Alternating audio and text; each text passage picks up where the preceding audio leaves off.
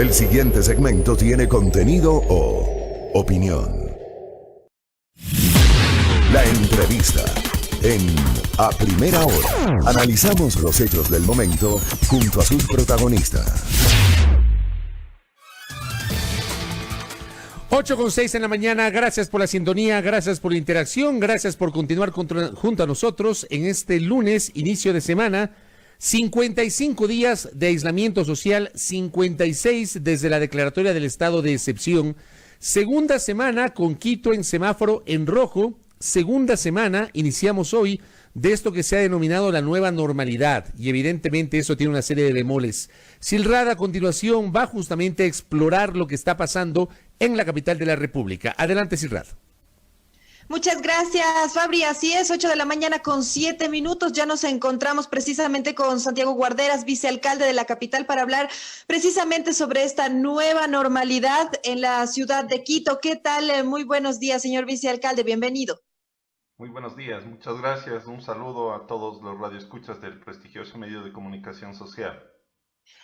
Inicio preguntándole, Daule, Palora, Santiago de Méndez van a pasar a un semáforo amarillo en esta semana, en los próximos días. ¿Cómo se avisora esta situación en Quito? Bueno, nosotros estamos evaluando día a día cuál es la situación del distrito metropolitano. Creemos que las actuales circunstancias determinan que debemos mantener el semáforo rojo. Sin embargo, se están pensando autorizar ciertas actividades piloto que son importantes. El número de contagios todavía es importante, la curva no se ha aplanado, la curva sigue subiendo. Creo que las imágenes que se ha visto en los medios de comunicación en que se recogen cadáveres es real, y por eso es una posición mucho más cauta la necesaria para poder proteger la vida de los quiteños y quienes habitan en el distrito metropolitano, y por eso es preferible mantener el semáforo rojo, que creo que esto se mantendrá al menos la siguiente semana. Me acaba de comentar que hay algunos planes piloto que se estarían pensando ya en realizar. ¿Cuáles son estos? ¿Qué sectores estarían involucrados? Bueno, está ya adelante el tema de la construcción. Parecería que en las próximas semanas el tema industrial y automotriz podría también ya entrar en funcionamiento. Lo importante es que cualquier actividad que se pretenda abrir cuente con todas las medidas de bioseguridad, de tal modo que los trabajadores tengan la tranquilidad de que van a prestar sus servicios, pero bajo estrictas normas de seguridad. También hay que señalar que este es un tema no solo de autoridades, sino también de ciudadanía. Aquí hay mucho por delante, la disciplina y la responsabilidad. Si todos contribuimos a efecto de que podamos prestar nuestros servicios de una manera que respetemos las normas básicas de esta pandemia, lavarse las manos, el distanciamiento social, acudir exclusivamente los días que corresponde, creo que podremos hacer una gran labor, y cada uno de nosotros responsabilizarnos por la seguridad. Creo que ya hemos aprendido de la pandemia, y por tanto lo que tenemos que es aplicar aquellas disposiciones, aquellas condiciones que nos permitirán vigilar y precautelar nuestra vida. Ahora, se ha visto un relajamiento de la ciudadanía desde la época del aislamiento social. Lo muestra incluso la cifra de sancionados por no respetar las diferentes restricciones. ¿Cómo hacer para que precisamente se obedezca y se tomen en cuenta los parámetros de distanciamiento social? Mire, usted lo ha señalado con propiedad. Este es un tema que lamentablemente a ciertos sectores, algunas personas no han cumplido, es un tema de responsabilidad personal. La normativa ha existido. El gobierno, la alcaldía ha emitido disposiciones, resoluciones pidiendo a la ciudadanía que se quede en casa, que no salga, que lo haga exclusivamente a efecto de comprar de fármacos o abastecerse de los productos de primera necesidad.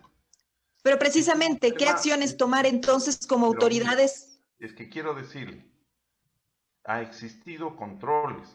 Usted acaba de señalar, la Policía Metropolitana, en concordancia con la Policía Nacional, con las Fuerzas Armadas, han hecho los controles a efecto de que se cumplan esas disposiciones. Pero aquí también es un tema de que la ciudadanía las cumpla. No podemos tener 3 millones de policías, 3 millones de personal del ejército cuidando a cada persona. Es un tema de responsabilidad. No se trata aquí de poner sanciones, de llevarse los vehículos con winches. Se trata del cumplimiento ético por parte de las personas. Si yo únicamente tengo que salir el lunes porque el último día, el último número de la placa es 1 o 2, lo tengo que hacer y lo voy a hacer exclusivamente para estos fines. Recordemos, esto es una decisión de vida. Esta es una decisión que involucra la posibilidad que al momento en que yo regreso puede estar contagiando a mi padre, a mi madre, a mi esposa, a mis hijos. Por consiguiente, es una decisión que se la tiene que cumplir. Ahora se va a dar esta situación. Va a existir los controles. Usted recordará que incluso el municipio ha tenido que cerrar mercados, pese a que inicialmente se dialogó con la gente, haciéndoles entender, concientizando que no había que salir. El aislamiento implicaba que todos debíamos estar confinados en la casa. Y es la misma situación. Es un tema de educación, de comunicación, de concientización, pero al mismo tiempo por parte de la ciudadanía de disciplina y de responsabilidad. Ahora, quisiera preguntarle, en esta semana se dieron algunos casos de ciudadanos que fallecieron en algunas calles, temas muy fuertes para la ciudad de Quito. ¿Cómo está preparándose la ciudad también para precisamente en este punto, en este tema, considerando que es un problema bastante grave que se podría seguir, sobre todo si es que se da un tema de mayores contagios y se podría pues generar algún problema allí, sobre todo considerando los fallecimientos de las personas? Esta es una enfermedad muy contagiosa y letal. Todo el mundo lo ha visto, lo ha vivido. Fíjese la cantidad de fallecimientos que existen en el mundo. Y para nuestro caso, lamentablemente, podemos regresar a ver lo que ocurrió en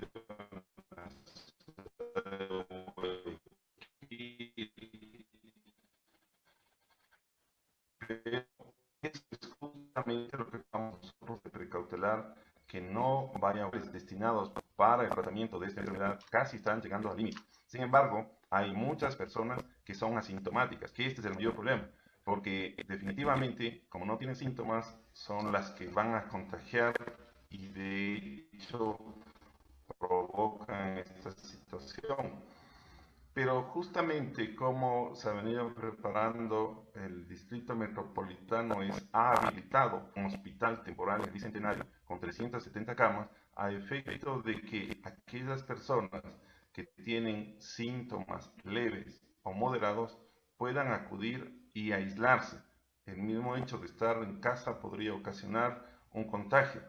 Pero además, aquellas personas que están en los hospitales que inclusive tuvieron síntomas graves y que se han recuperado, podrían ser trasladados a este hospital temporal, de tal modo que en el momento en que desocupan esas camas en el hospital puedan ser usados en cambio por quienes sí lo requieren, porque están en una situación grave, porque además requieren el UCI, la unidad de cuidados intensivos, y por consiguiente de esa manera podemos ir controlando la situación sanitaria dentro del distrito metropolitano. También, usted recordará, hemos ya habilitado unos frigoríficos para recibir a los cadáveres. Queremos que no lleguemos a esta circunstancia. Esta es la fase final, pero creo que si hacemos una tarea coordinada con todas las instituciones, podemos evitar que esto genere una situación que no la queremos vivir, que lo han vivido otros países, que lo ha vivido Guayaquil. Y si es que podemos hacer un aislamiento personal, si podemos atender en la forma en que corresponde, creo que evitaremos tantos lamentables decesos. Señor vicealcalde, usted nos dijo hace pocos minutos que los hospitales están llegando al límite en la capital. ¿Qué cifras y datos tenemos al respecto? Bueno, yo las cifras no me gusta poner números porque lamentablemente siempre se corre el riesgo de ser impreciso. Recordemos que el propio Ministerio de Salud ha señalado que las cifras que el COE presenta lamentablemente son un subregistro porque no tienen todas aquellas personas que son asintomáticas. Fíjese cómo en estas últimas semanas ha habido una serie de rectificaciones, han cambiado los números, pero creo que todas las camas disponibles están siendo ocupadas. No estamos desbordados, pero están llegando al límite. Justamente en Quito es la situación que es diferente a otras ciudades del país en donde ya se señala por parte de las autoridades que la curva está en descenso y por eso han resuelto ya pasar del semáforo rojo al semáforo amarillo. Nosotros queremos ser, vuelvo a repetir, un poco más serenos, estudiar, analizar las cifras y en el momento en que veamos que Quito tiene las condiciones para pasar al semáforo amarillo, el COE pedirá, notificará, el COE metropolitano, el COE nacional, el cambio de esta color. El alcalde Jorge Yunda había dicho precisamente que el 26 de mayo era el día 70 en el tema y el día más, el punto más importante para la evaluación de cómo va a avanzar la capital. ¿Qué es lo que se ha visto también al respecto, vicealcalde? Sí, pero vuelvo a repetirla. Ese es el día más importante, digamos, en el ascenso de la curva, pero se está evaluando. Nosotros semanalmente miramos las cifras, estudiamos el tema con la mesa técnica, cuáles son el número de contagios, cómo está la situación dentro del territorio que comprende el... O sea que no se descarta que se pueda cambiar de semáforo antes de esta fecha que había dado inicialmente el alcalde. Así es, pero vuelvo a decir, todo está sujeto a el análisis que se haga por parte de la mesa técnica y del COE cantonal, de tal modo que decir que puede ser antes o después, no creo que sería lo conveniente, sino en el mes de mayo lo resuelto es permanecer en semáforo rojo. El anuncio más bien sería con posterioridad conforme avanzan los días. Pero vuelvo a repetir, ya actividades, incluso existen los protocolos para que el tema del aeropuerto comience a funcionar los primeros días de junio y también está claro que a partir del 18 de mayo, 17 de mayo empezarán a funcionar la empresa de obras públicas para retomar el tema de los repavimentación de obras que estaba llevando adelante, así como el Metro de Quito, que si bien siguió operando, pero en la parte de la construcción de obra física van a retomar las actividades. Quisiera tocar un poco el tema de la reactivación de las operaciones en el aeropuerto de Quito. ¿Cómo están establecidas y cuáles son los protocolos de ahí? Bueno, esto se ha venido trabajando, Kiport ha presentado ya los protocolos. Creo que lo fundamental es todas las normas de seguridad que se tienen que tomar y que se han aprendido mientras se ha desarrollado la pandemia, y esto permitirá el que con plena seguridad puedan los pasajeros trabajar. Recordemos que durante este tiempo no se suspendió vuelos, han existido vuelos humanitarios, han existido vuelos de carga y obviamente se ha aprendido mucho. Eso ha servido para crear los protocolos que permitirán el que se haga un transporte seguro, el que se tomen todas las acciones para evitar un contagio, para evitar aglomeraciones, que es fundamentalmente lo que evitaría el que podamos tener un rebrote. Ahora quisiera preguntarle, el gobierno central y el municipio se han centrado en hablar de los sectores más grandes, en este proceso también de planes piloto con los grandes negocios, pero ¿qué va a pasar también con los pequeños? Estoy hablando de temas puntuales, por ejemplo, papelerías, heladerías. ¿Cómo va a ser el retorno a esta nueva normalidad desde esta cotidianidad también? Bueno, aquí lo fundamental es la seguridad, la bioseguridad. Todas las actividades, pequeñas y grandes, tendrán que cumplir protocolos estrictos de manera que no haya posibilidad de contagio. La misma normativa en cuanto a que un número reducido de personas sean la atención en cada uno de estos establecimientos se tendrá que respetar. O sea, así sean una tienda o sea una empresa, tendrá que respetarse el tema del distanciamiento.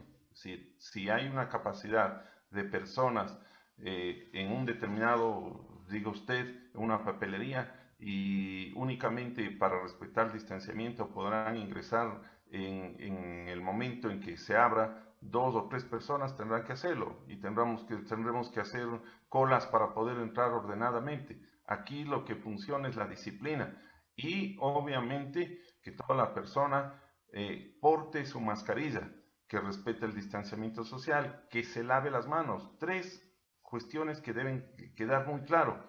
Y obviamente en el momento en que hagan sus compras, lo que tienen que tener claro es que si tienen algún síntoma, tienen que quedarse en casa, no lo pueden hacer, tienen que hacer un aislamiento. Es decir, aquí es un tema de cuidarnos todos, de respetar las normas de seguridad y ahí volver a la nueva normalidad. Ahora, en estos procesos del retorno a esta nueva normalidad, ¿cómo se va a retornar, por ejemplo, el tema del transporte público municipal? ¿Cómo se está trabajando en estos planes? Bueno, ahí tenemos fundamentalmente 3 decisiones que tienen que ver con transporte público. Uno, lo que se refiere a medidas de seguridad. Todas las personas que ingresen al transporte público deberán tener la asepsia necesaria, se tendrán dispensadores de gel, alcohol, se tiene que desinfectar las unidades de transporte cada tiempo, se tiene que, por otro lado, eh, mantener el aislamiento, con lo cual significará que las unidades de transporte no podrán ir con la capacidad máxima, sino al menos un 50 o un 40% que permitan el que se mantenga la distancia entre una y otra persona. Y además tendremos que hacer una reorganización de rutas y frecuencias porque si la capacidad de las unidades va a ser menor, significa que vamos a necesitar más unidades para que pueda abastecer a todas las personas. Y eso implica que se tienen que hacer circuitos más pequeños para que las unidades puedan ir en mayor número a las estaciones y recoger la mayor cantidad de personas. Es decir, aquí toda hay una situación en que confluyen distintos factores, pero además recuerde usted que es necesario medidas complementarias, porque si nosotros queremos el que no haya esa aglomeración, tenemos que pensar en jornadas diferenciadas, tenemos que pensar en ingresos a distintas horas, y eso también se lo tiene que tomar en cuenta para que podamos hacer un regreso ordenado. ¿Cómo sería el retorno también a clases en los colegios municipales? ¿Se está trabajando con las autoridades en ese sentido, con las autoridades de los diferentes colegios? Le pongo ejemplos. Por ejemplo, en otros países se está trabajando en temas del retorno de los estudiantes, máximo 14 por aula. ¿Cómo se va a manejar también eso? Porque en los colegios municipales hay muchos estudiantes. Esto por un lado, y por otro, las graduaciones, colegios como El Espejo, que es uno de los más grandes y municipales, ¿cómo se van a llevar a cabo estos temas también? Sí, bueno, recuerden que el año escolar terminará de manera virtual. Es una disposición que la tenemos ya resuelta, inclusive desde el gobierno nacional. Esto implica que las clases inicialmente podrán empezar en septiembre, probablemente en octubre, dependerá cuál es la decisión, dependerá también cuál ha sido la evolución de la pandemia dentro del distrito metropolitano. Eh, yo quisiera que usted reflexione lo que ocurrió en Guayaquil. El gobierno inicialmente decretó que sea el 1 de junio, pero luego anticipó y lo hizo el 18, la próxima semana, van a iniciar de manera virtual. Hay que 18 de ir mayo. analizando a efecto de poder tomar las mejores decisiones, pero tal como ocurre en el transporte, se tienen que tomar las medidas que corresponden al distanciamiento social. Si es que nosotros queremos que cada persona esté alejada a 1.5, tendremos que tomar decisiones para que sean no, las aulas ocupadas no en el mismo número de estudiantes, sino una cantidad menor. Pero también que habrá que evaluar, porque en otros países se ha visto que en el caso de niños y adolescentes, por la posibilidad de afectación, de decesos, no es tan grande como ocurre con los grupos vulnerables, los adultos mayores. Así que hay que ir evaluando, y el tema de las graduaciones será para el próximo año, que esperemos ya exista una vacuna y ya no tengamos que hacer esos temas de graduaciones virtuales. ¿Se han reunido con gremios, con diferentes gremios del sector productivo? ¿Hay adelantos por ahí, acercamientos? Porque hay sectores que temen ya quiebras. Están hablando de la gravedad de la situación. ¿Qué alternativas están trabajando con ellos? Por ejemplo, también se había escuchado que se iba a pedir que les realicen las pruebas de COVID a los trabajadores previos a sus ingresos. ¿Cómo está ese tema? Sí, sí, en ese tema se viene trabajando, dialogando constantemente con los distintos gremios, eh, pensando en estos planes pilotos en donde se debe tomar en consideración protocolos de seguridad.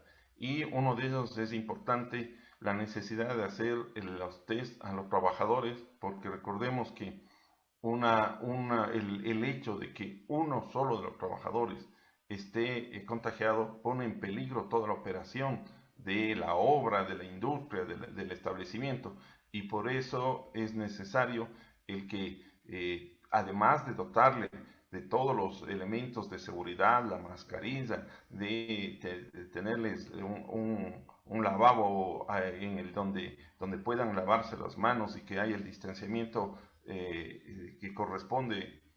Es además importante que se realicen las pruebas para poder determinar Pero con ya además operativamente, ¿cómo se realizaría esto? ¿Sería por parte, por ejemplo, las pruebas tendrían que ser pagadas por las diferentes empresas? ¿Cómo ya en la práctica se va a establecer estos procesos? de hecho, yo diría de manera combinada. De hecho, en algunas de las empresas que han abierto, ellos han cubierto el tema de los test, lo cual ha sido ya analizado en laboratorios por los propios empleadores. Pero recuerde usted que el municipio ha traído una cantidad muy importante de pruebas que se las podría aplicar a la gente que más necesita, y dentro de ellos quienes más necesitan son quienes prestan sus servicios en las obras y por consiguiente también pueden ser beneficiarios. Es decir, aquí se trata de colaborar y que tengamos un aporte de todos los sectores para que podamos reducir la posibilidad de contagio. Hasta el momento, la alcaldía ha gastado más de $5 millones en temas relacionados con la emergencia sanitaria, esto según publicó el CERCOP. ¿Cómo se ha auditado esa compra? ¿En qué se han utilizado estos recursos? Bueno, fundamentalmente en materia sanitaria, por eso ha habido transferencia de partidas que lo ha autorizado el alcalde del Distrito Metropolitano, pero se tiene que ver con insumos médicos, con mascarillas, con pruebas, con trajes antifluidos, también en la desinfección y en la compra de los kits alimenticios. Obviamente en este momento no procede la auditoría, más allá de simplemente hacer una constatación, una revisión de la contratación, pero inmediatamente que todos los procesos concluyan, se tendrá que hacer una fiscalización extrema para determinar que obviamente se haya contratado en el marco de la normativa y que no se hayan, como ha ocurrido en el gobierno central, que se hayan aprovechado unos sinvergüenzas de la pandemia. Bien, muchas gracias, Santiago Guarderas, vicealcalde de Quito. Estuvimos conversando sobre la nueva normalidad que va a funcionar en la capital, cuáles son los procesos y cómo avanzamos en estos temas. Muchas gracias por este diálogo y por esta entrevista. A usted, muy buenos días. Un saludo a todos.